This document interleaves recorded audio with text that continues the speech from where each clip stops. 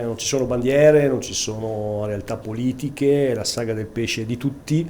e dunque a maggior ragione siamo fieri anche di rappresentarla qui in seno del Consiglio regionale insieme coi colleghi, e questa di oggi la conferenza stampa ha dimostrato questo, proprio perché è una cosa trasversale, è un patrimonio di tutti e noi dobbiamo cercare di tutelarlo, mantenerlo e ovviamente programmarlo sempre al meglio nel corso degli anni.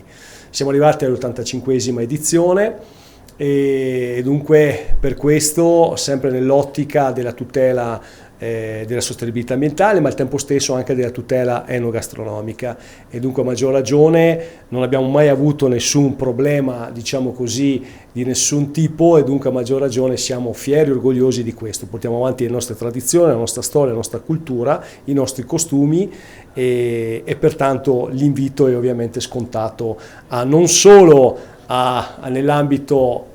locale, regionale, ma ovviamente ormai, visto che è considerata una delle 100 meraviglie d'Italia come manifestazione, a maggior ragione è diventata una manifestazione, un evento che va ben oltre i confini nazionali. Appuntamento da venerdì 12 luglio fino a domenica 21 luglio. Vi aspettiamo tutti. Colgo l'occasione con gioia di invitarvi ufficialmente a casa nostra, che per quei 10 giorni sarà a maggior ragione la casa di tutti i veneti e non solo, di chi vorrà venirci a trovare. Non troverete solo del buon cibo e del pesce cucinato a dovere, ma troverete anche una città pronta ad accogliervi, troverete cultura, tradizione e soprattutto anche in quei 10 giorni degli spettacoli organizzati anche grazie al nostro main sponsor BCC Veneta e la Proloco che ci ha dato una mano, degli artisti sia locali e sia delle orchestre come l'Orchestra Sinfonica del Veneto con il maestro Ricci il primo giorno quindi il 12 luglio. Quest'anno la sagra non sarà solo accessibile a tutti, sarà accessibilissima, infatti non solo come gli anni scorsi sarà disponibile un bus navetta con la pedana per chi ha problemi di deambulazione, ma in più ci sarà la possibilità di parcheggiare in zona ZTL in quei 10 giorni per chi vorrà partecipare alla sagra in canale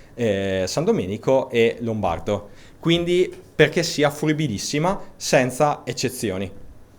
Ovviamente ringrazio tutti quanti i volontari che senza di loro tutto questo non sarebbe stato possibile. Grazie. BCC Veneta è un nome recente e nuovo perché è nata quest'anno grazie alla fusione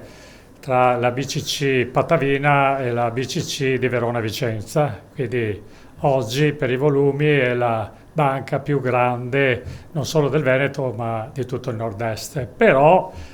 nonostante una dimensione direi importante nel panorama bancario, soprattutto veneto, è una banca che vuole essere banca di comunità. Da quando siamo presenti, ancora parecchi anni fa, nel territorio di Chioggia come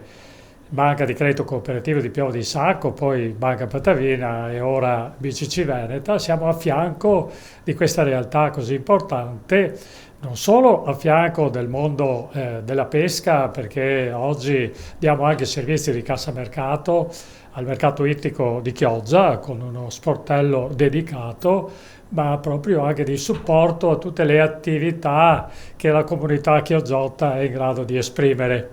Noi per finalità come banca abbiamo quella dello sviluppo, siamo per lo sviluppo economico, sociale e culturale del territorio. Una manifestazione come la Sagra del Pesce racchiude in sé tutte queste tematiche perché è un evento economico, è un evento sociale, è un evento culturale, soprattutto è un esempio importante di una comunità viva, molto attiva, dove tutte le componenti insieme si uniscono e si danno da fare per creare un risultato come questo. Quindi complimenti a chi la sostiene, a chi la promuove e a chi la porta avanti. Quindi grazie a tutti, noi ci siamo sempre stati e continueremo ad esserci.